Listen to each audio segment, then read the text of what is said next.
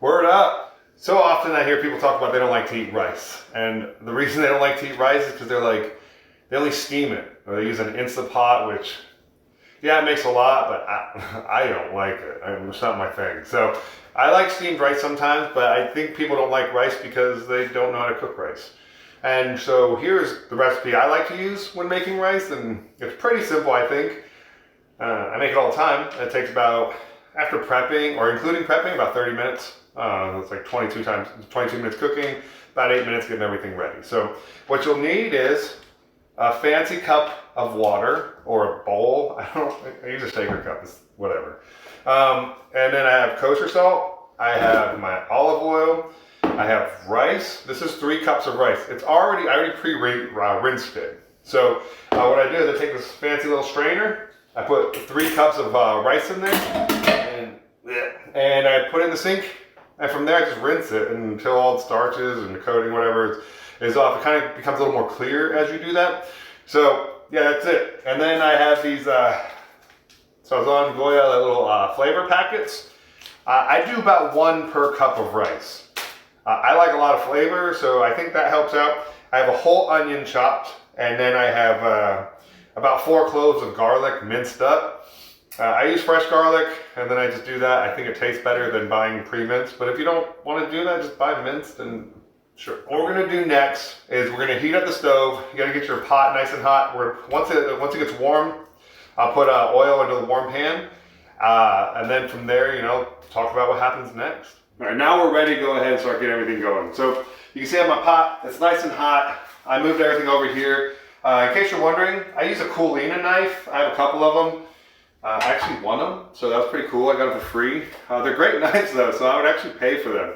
I have some other knives, but I like cutting vegetables with this. It's a nice hefty blade. It goes right through. It's a great time. So what I'll do now is pour roughly 2 tablespoons of oil in here. So 2. All right.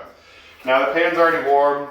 So from here, I will take my onions and I'll put them in. And what we're looking for with the onions is you want to get them cooking until they're about opaque-ish. And then from there, I'll put in my garlic. The garlic, I'll then let it get like aromatic so you can kind of smell it. Not too long, you don't want it to burn, and then you'll throw the rice in. Okay, so I'll try not to make a real big mess. So to be honest, I'm normally a pretty messy cook. For these videos, I'm trying to be a little cleaner so I don't get judged so harshly.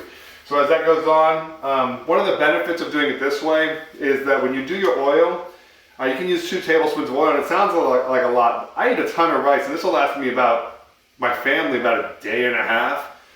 So we got 3 kids. If it was just me, probably 2 days worth of meals. So 2 tablespoons broken down, and that isn't really that much when you think about it. So these are going. Normally it takes a few minutes to get the onions going. One thing you want to have is a nice lid. I don't have a matching lid for this, so I put this one on. It seals it tight. But the important thing with rice is that you don't let the steam kind of evaporate or leak out. That's what kind of essentially makes the rice cook. So if you take that out, you'll end up with crispy, hard, not cooked rice. So just be aware of that. Make sure you have a good fitting lid and you'll be all set. Okay, so the onions are looking pretty good. They're turning opaque. Good enough for me. Then I'll take my garlic. I'll put it in. Like I said, the garlic's not going to sit in there very long. You just want to get a nice aroma of it. I have a little mitt here because this pan gets super hot. So I just like, again, you want to smell for it. I'm not going to be all weird like TV shows and be like, oh man, it smells so like, whatever. It smells good though. So, yeah, give that about 30 seconds or so, 30 seconds to a minute. Then from there, we'll add the rice in. So yeah, so we'll let that sit. Now, with the rice, as that's kind of heating up, I'll start to turn the temp up because once I put the water in, you want to bring it to a boil. So the general rule of thumb is for every cup of water, or every cup of rice you put in, you want to have about 1.5 cups of water. This is the only time I've ever measured it. So we'll see. But normally, like, it's one of those things, I've done it for so long, I just kind of look at it and like, well, that's good. I think Joe Coy is a comedian, and he talks about asking his mother for the recipe of rice. And she's like, that much.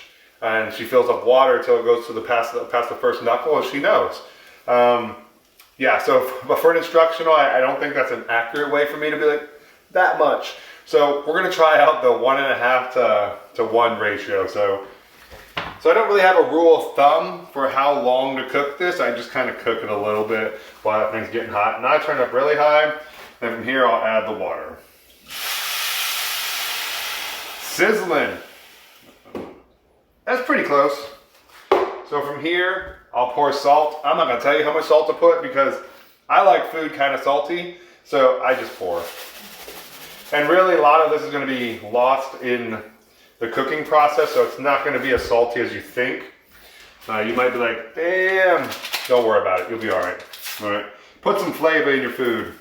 So I put a packet in, then from here, I'll get it stirring a little bit, put another packet in, and then there's an interesting book called Salt, Fire, Salt, Fat, Acid, something like that, whatever. But he talks about, and this is something I never thought about, was different types of salt and how they cook and dissolve. So that was pretty interesting, you know, like how he talks about regular table salt isn't like super fantastic. And just from a cooking standpoint. And so, and then sometimes if you put stuff in there, like a bigger piece of salt or rock salt, how it might take a little bit longer to actually break down into the water. So you might taste it right away and be like, man, it needs more salt. And what you really need to do is wait for that flavor to kind of like, or that salt to break down and provide that flavor. So, yeah, so just be aware that when you're salting things, don't salt immediately taste. Give it some time to let the salt go in there. Give it some time for it to sit in a little bit. I don't actually taste this at all. I just kind of know what I like. So, yeah, I don't drink this water. I don't think it's bad. It's just water with rice that's not cooked in it. But from here, we'll wait for it to boil. This is about getting close to a boil. So instead of making you wait till I get it to boil, here's what you're gonna do. Once it gets to a boil, give it about a minute there, then turn it. You don't want it to go to low. You want it like between low. We have like, the numbers go 2, 4, 6, 8 high. So low to 2, somewhere around there. I get closer to 2 and I let it sit there. For this much rice, I do 22 minutes with a lid on. I don't mess with it at all. I don't come and look at it, I just ignore it. I'll probably go watch some TV. And then I'll come back when it's done. When I come back, I'll put it into a fancy bowl and I'll show you a video. I might even taste it and be like, it's so good. And you'll be like, man, it's so good. So this is the rice. Whoop, whoop. So yeah, so this makes 8 cups of rice. We'll share the macros. Hope you dig it.